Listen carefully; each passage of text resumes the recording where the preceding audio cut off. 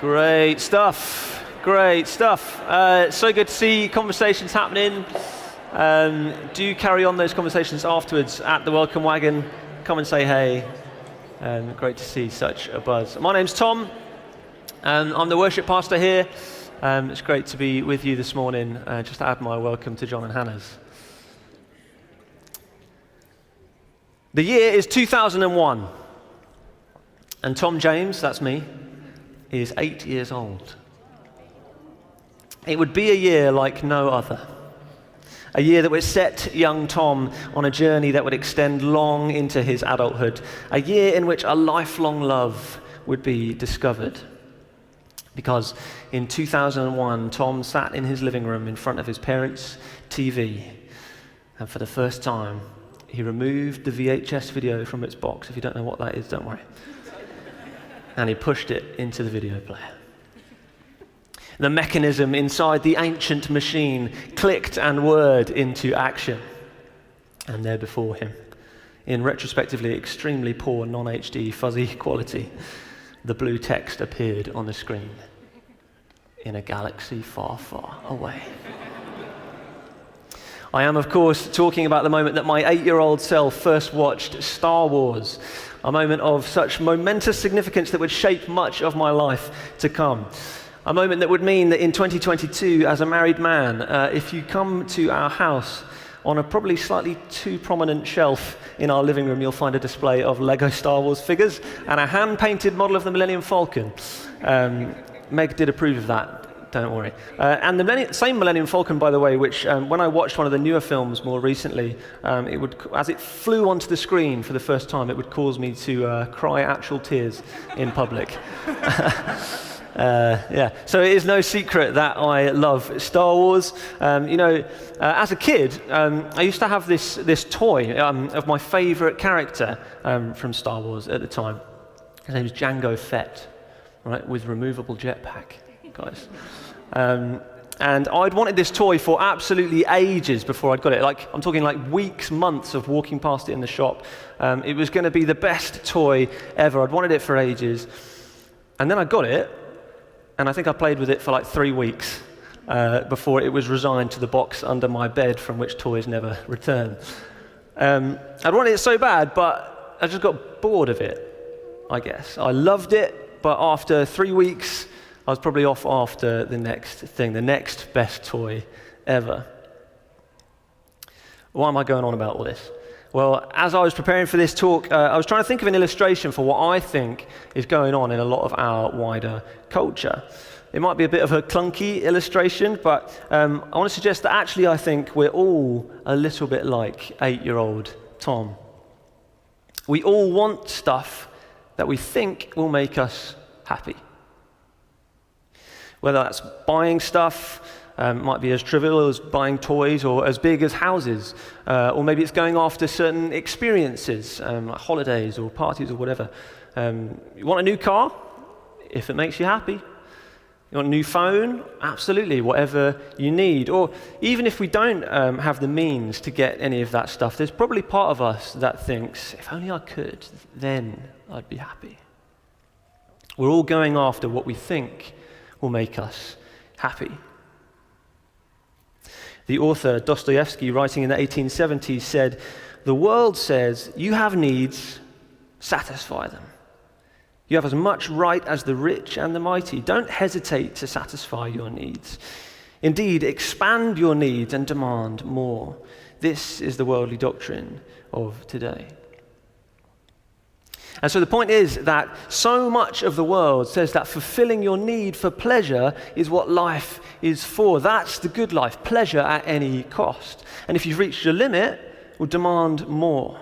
Go after more of what makes you feel good, whatever meets your needs, whatever you have to do to make yourself feel good. Freedom is found in getting what you want.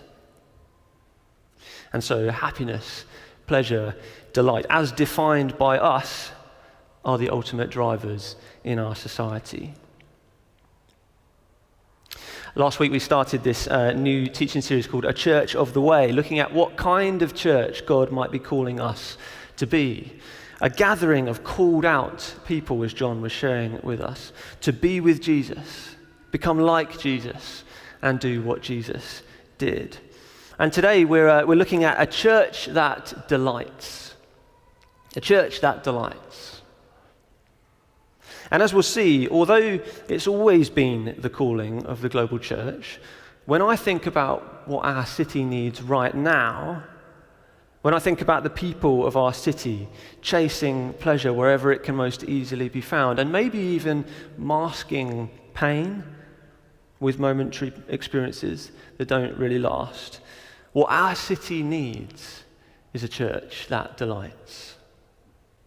A church that has the answer to the endless pursuit of happiness. A church that is visibly experiencing and displaying to the world a satisfaction that outweighs and outlasts any other. A church so caught up in worship and joy that the watching world looks on and wants in.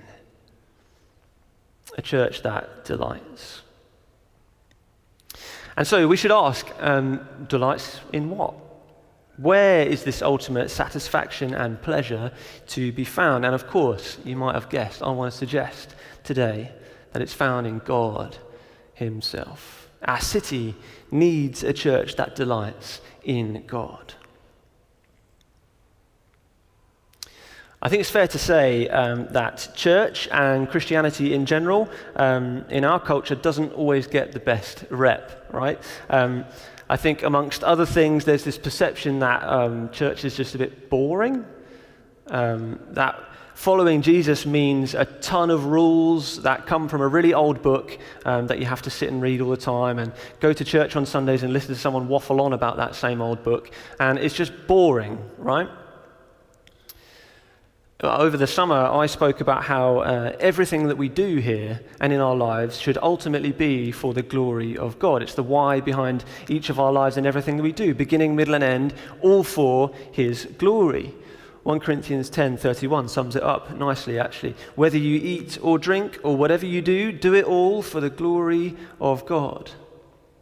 And I grew up in church, and so I heard that line from day one. But if I'm honest, living for God's glory sort of just felt like a duty. It's what I was supposed to do, it's what I was being told to do, not necessarily what I wanted to do. Worship was like something that God demanded of me, and I didn't really have a choice in the matter. It was about ticking the right boxes, reading my Bible, trying not to fall asleep in the sermons, and doing the stuff that I was supposed to do to glorify God, whether I enjoyed it or not, and mostly I didn't. And that actually led to a few years as a teenager where I lost interest completely. I was bored. And so is that it? Is that all that's on offer from the way of Jesus? Is that all that church is? A boring life of dull, monotonous duty in service of a God who demands that we worship him, whether we like it or not? Well, thankfully, no. And what I want to share with you mainly today hinges on a sentence that changed my life. Sort of revolutionized the way that I see God and what it means to follow him. It might be familiar to some of you. It's from a kind of particular area of Christian thought that goes back to like some of the early reformers and thinkers. And so here it is, okay? Here's the sentence. If you remember one thing from today, this is what I want you to remember. We glorify God most by delighting in him. We glorify God most by delighting in him. The basic premise is this: God's glory and our joy are not separate. Like over here is worshipping and glorifying God, which is boring and dutiful, and over here is the stuff that we actually enjoy.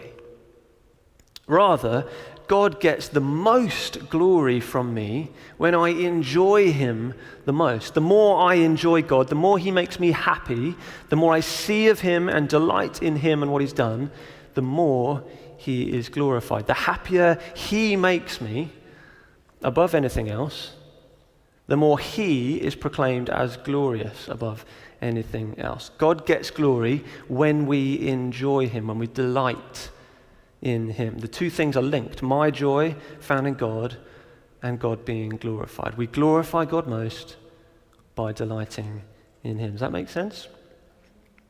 Okay, let's pick it apart a little bit more. Here's a story just to illustrate that, at least on a human level. Imagine that it's next April, and my wife Meg and I are celebrating our second wedding anniversary, which we will. And imagine I buy, because it's our second year of marriage, I buy her this massive bouquet of flowers, right? They cost like £200. That's like 7 or 8 Django Fett with removable jetpacks. And 200 quid flowers, right? And I hold this bundle of flowers behind my back, and I'm walking up the driveway to my front door to surprise her. And I ring the doorbell. She comes to the door, looks a little bit puzzled. Why am I ringing the doorbell of my own home? And I say, happy anniversary, Meg. And she says, oh, Tom, they're so beautiful. Why did you spend so much? Well, imagine I said, it's my duty. I read it in a book. That's what husbands do. It's not a great answer. She wouldn't be too thrilled, I don't think. Well, so just rewind. Ding dong, happy anniversary, Meg. Oh, Tom, they're beautiful. Why did you spend so much? And I say, well, I couldn't help myself. In fact, we're going out to dinner tonight because there's nothing that I'd rather do than spend time with you. It would make me very happy. If I said, time spent with you, who I love, would make me happy, what do you think that says about who she is to me? It shows that she is someone that I treasure. And so it's a human example, but it proves that a person in whom you find delight, who makes you happy, makes them your treasure.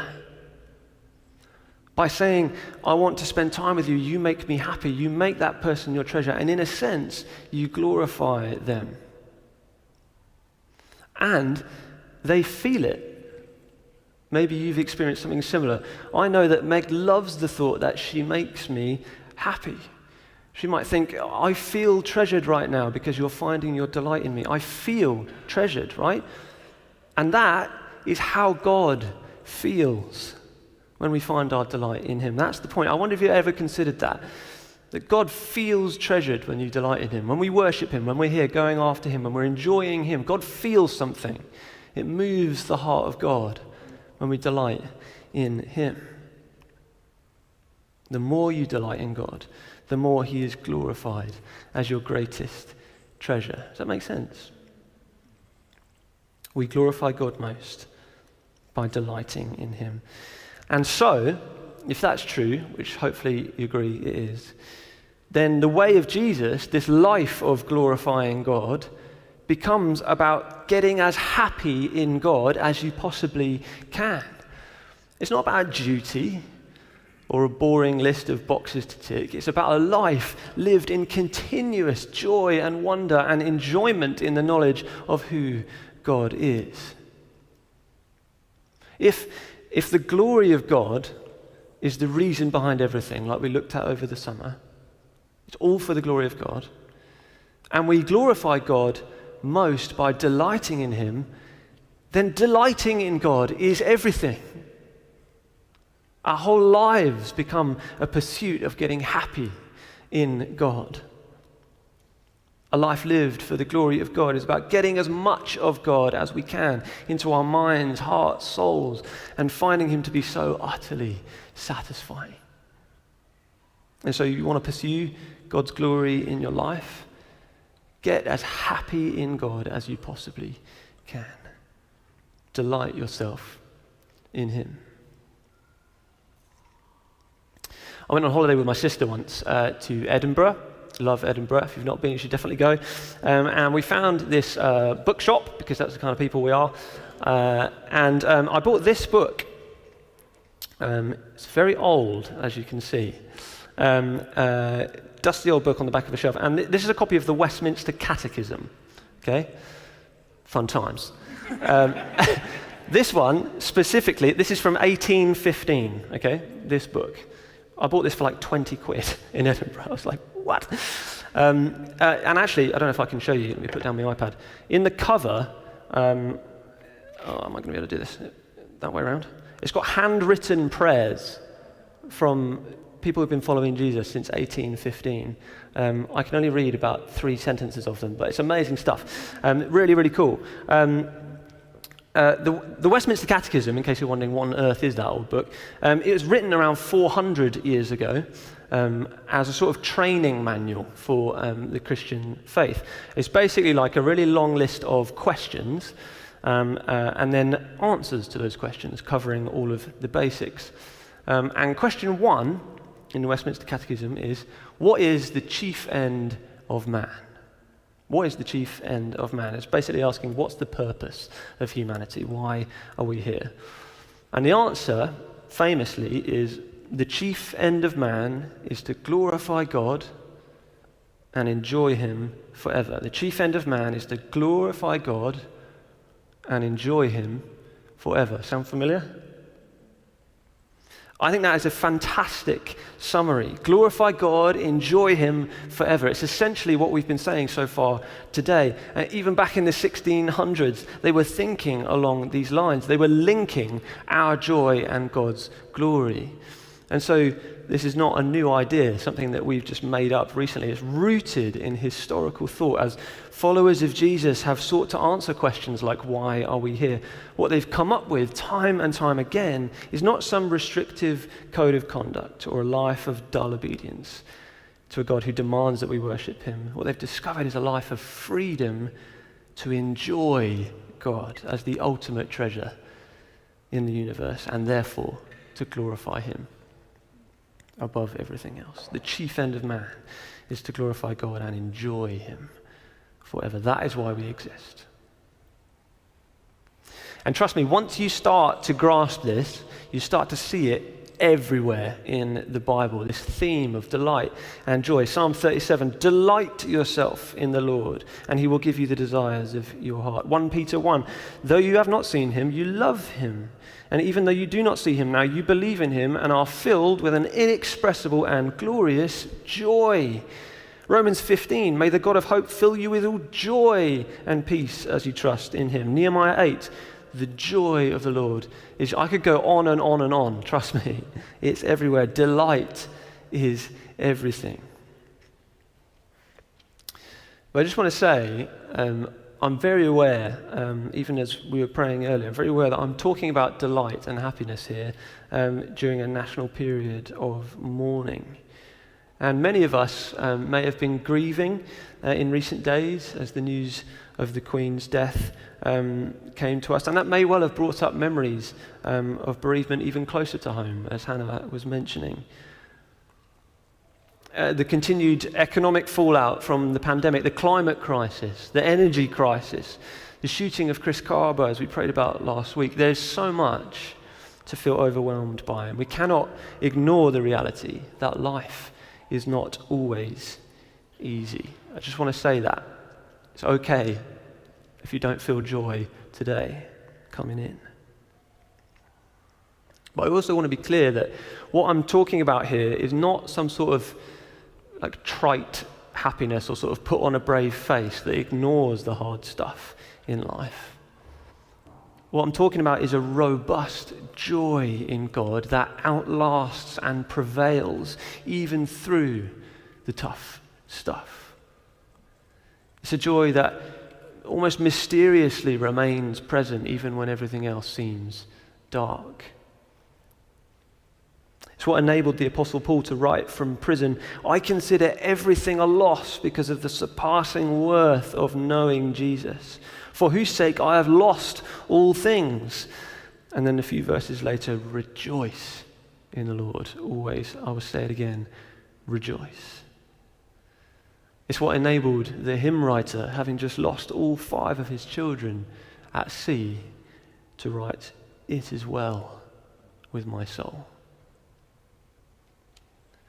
See, this is not the escapism of our secular culture that seeks to kind of mask pain with pleasure. It's to truly live even in the pain. To find such a deep joy and satisfaction in God that means we can endure the suffering that so often comes our way. Our city is desperate for something more than a momentary, fleeting, feel-good moment, for something real that can help us in our struggles and anchor us to a higher purpose. And guys, a church that delights has the answer, and his name is Jesus, the all-satisfying, glorious God. And so we don't go to church and say that's what Christians do. I read it in a book. We ring the doorbell, and when God opens the door, we say nothing would make me happier than to meet you here. And as our ultimate happiness is found in God, so too is he glorified as our greatest treasure. And so just as we come into land and the kind of rubber hits the road of what difference this makes in our lives, I just really want to stress, this is not a solo pursuit.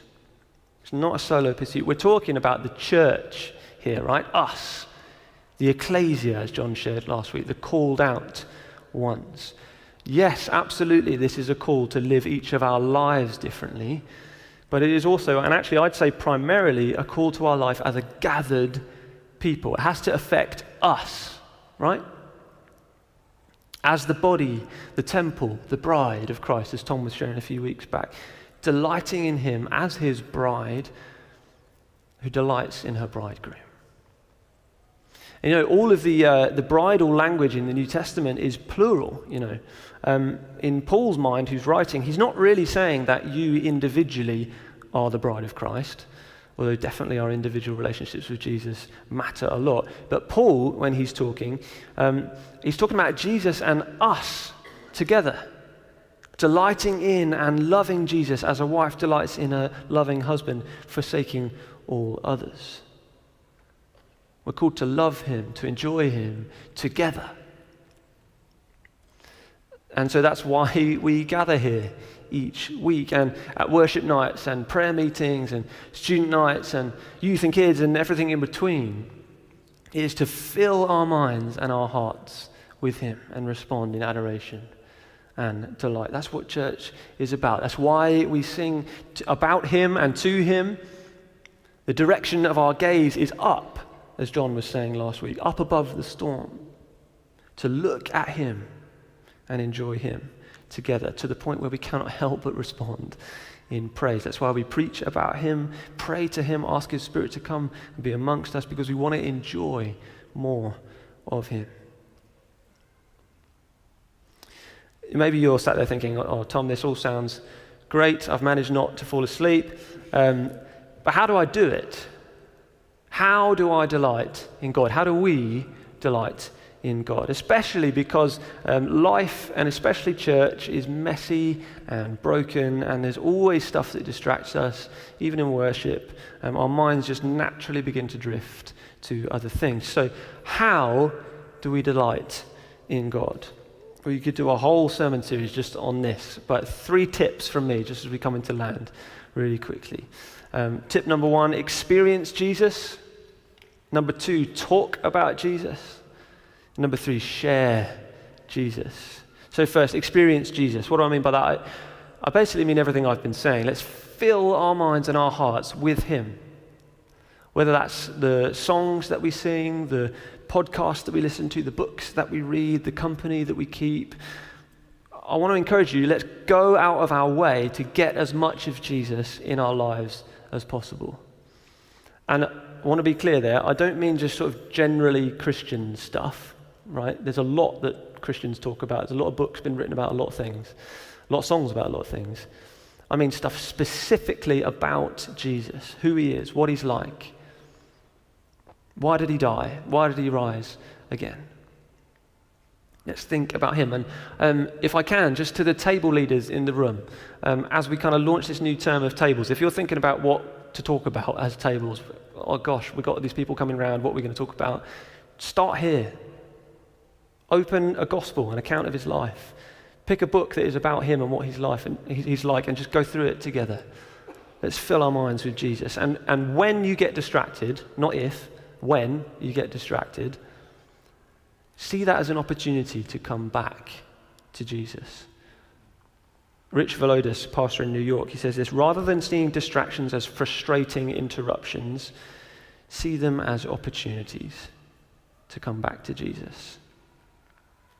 When you get distracted, intentionally think about him again. Talk to him. Sing to him.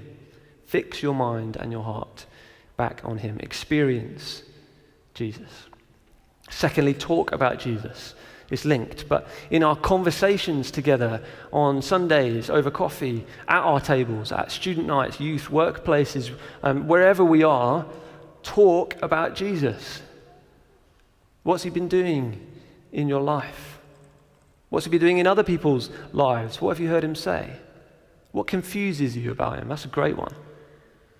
What don't you get? Talk about him with each other. We're not meant to go after him alone. So let's walk with each other on the journey. And then lastly, share Jesus. This is one of the best ways to delight in Jesus. It's to see him move in someone else's life.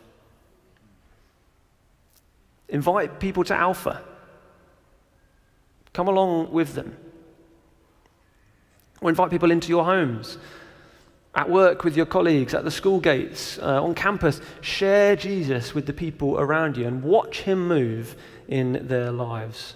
Watch them discover him. And as you do, I promise you, you'll discover things about him too. And it will thrill you that he's alive and active in the world. So experience Jesus, talk about Jesus, and share Jesus. And guys, please, whatever you do, do not stop coming to church. I don't say that for the sake of the church. I guess in a sense I do, but I mean for you as the church. I might say that for your sake. John shared from Hebrews last week, do not stop meeting together as some are in the habit of doing. This right here, us going after Jesus together, is the best place to delight in him, spurring one another on, spending time in his presence as his bride, fixing our eyes on him. That is what I long for our Sunday gatherings and for our worship. I'm the worship pastor here, as I said, and my job as the worship pastor here is not to tell you that you need to be worshiping more, or to kind of whip up some surface level sense of hype and all the hands go up as we hit the chorus. My job as a worship pastor is to fix our eyes on Jesus so that we see him as so ultimately satisfying that our very souls sing. That's what I want for us. We gather here as the ecclesia, the assembly of the called out ones, to delight in God, to enjoy him together and to glorify him as supremely satisfying beyond anything else that the world offers. And so just as we close, I want to ask, is that where you're at? When you come to church, is that what you're going after? Or are you settling for less? I want you to hear the invitation of the Spirit of God this morning to deep happiness and joy in him. Infinite joy is on offer today and every week. And maybe you do know that. Maybe you are hungry for that and you do walk in those doors every single week and you just can't wait to get more of him and you're pursuing him each day of your life. And I just want to say yes to that. I sort of want to just fan more of that into flame in you. Well done, keep going. But maybe we do need a little course correction. Maybe there's stuff in your life that you know that you are using as a bit of an escape. Maybe there's stuff that you're pinning your hopes of happiness on, stuff that you think, oh, if only I had, then I would be happy. And I just want to say today, Jesus is better. Whatever it is, he is better. And maybe when you come to church, it is so easy to come to church and just enjoy the experience. I know that in my own life. The band are usually pretty good. The talks are usually pretty good. It would be very easy just to engage at that level. But I want to encourage you, let's not just sing the songs. It's not a gig. Let's not just sit back and enjoy the talk. Let's fix our eyes on the one that we're singing about, the one that we're preaching about. And even if that feels a million miles away from where you're at, delight is available for you today. The Spirit of God is here. He is ready and willing to show you Jesus. This is the invitation today. Let's fill our minds and hearts with Jesus. Let's go after him. Let's enjoy him, and let's pour out our adoration and praise with everything that we have because he's so good. Let's be the church that our city needs. A church so caught up in worship and joy that the watching world looks on and wants in. Let's glorify God by enjoying him. Let's be a church that delights.